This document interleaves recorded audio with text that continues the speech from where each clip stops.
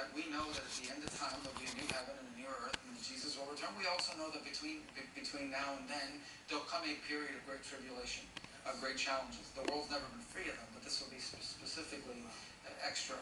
And so we already know that. And so for us to somehow, I think for some to somehow aspire to live in a world free of problems and free of challenges and free of worry is not realistic. It's also not biblical. It's not true to our faith. And so, but in the end, I always sort of remind people of Christian faith, like of all the people in the world that shouldn't be that anxious about the future, should be us, especially when it comes to global events, because we know how the movie ends, we know how the story ends. We don't know when it ends. We can't detail exactly how that's going to play out, but we know generally the thematic of it, and the thematic of it is victory and the restoration of what we should have been from the very beginning. And that's the most important thing to tell everybody. We were not, death is not a natural, it's natural because it entered into the world through sin. But we were never meant to die. We were not created to die. And all of that entered the world because of death, and now we're in a process of sort of overcoming that. Jesus did that, and now we're in the process as mortals as a result of the consequences of sin and living through that. But we know how the story ends, so we should be, so it helps manage. That's a key way that I think faith. I think if the Secretary of State thing doesn't work out, you can consider being a pastor.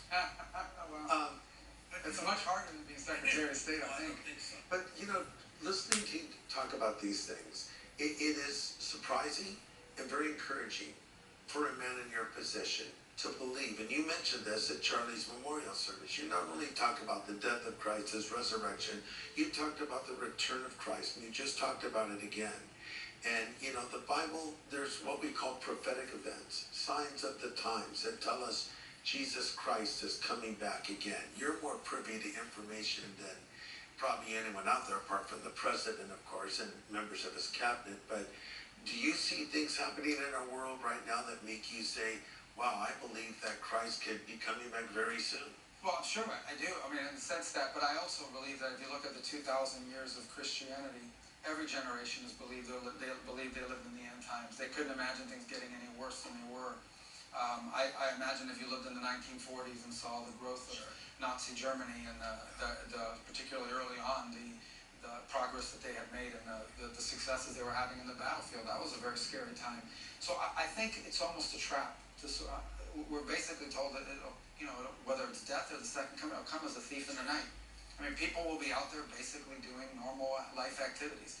So rather than try to predict it or anticipate it, I think you just sort of understand that's how the story ends. And in the meantime, this is what we're called to do to live our faith. 100% I agree with that. I've said that I'm going to get to heaven, and maybe through a taxi or an Uber, I'm going to get there. So it doesn't matter. You have that hope that you're going to be with Christ. But and then the interest among so many young people in socialism and communism. I mean, your family, of course, came from Cuba, a communist country. Well, why this interest in communism? Do you think that so many of these young people even fully understand what any of these things mean when they call people fascists, Nazis, and they are drawn to communism and socialism? What is going on? Well, it's part of what, actually, talking about Charlie Kirk, it's part of the things that he was confronting on campuses, and I thought he did it in a very effective way, which is that he would engage people in debate and force them to justify and understand that in many of these cases, these beliefs that some people adopt about socialism, about communism in particular, are never challenged. They're not challenged at the university setting. It begins with your professor sort of pushing this on you, and then there really aren't forums available in which that can be challenged. So I do think it's a combination. I think academia has played a big part in this. Academia has become a magnet, and there's always been, to be clear, there's always been crazy professors. There's always been people that are out of whack in how they think about certain things. I don't think it had been as institutionalized as it's been over the last 30 or 40 years. And you've now produced multiple generations of young Americans that have gone through this system, particularly pronounced in our most elite schools. People leave these most elite schools with that level of indoctrination, and in 20 years they wind up in positions of authority and power. And so I think we're now beginning to see the ramifications of that. In many cases, they go back and become the crazy professors, except there's a lot more of them. Sometimes they go back and become administrators. And so that needs to be challenged, because the purpose of the university is to learn, and you learn by being exposed and being challenged.